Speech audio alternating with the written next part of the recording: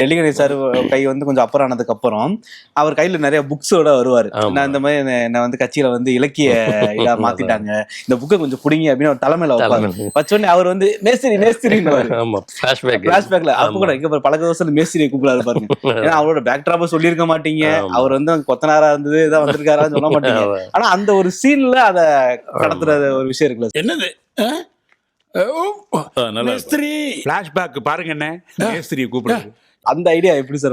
அது சரியான ஆனந்த விடன்தனம் அப்படிதான் வைக்கணும். ஒரு சட்டையர் தானே,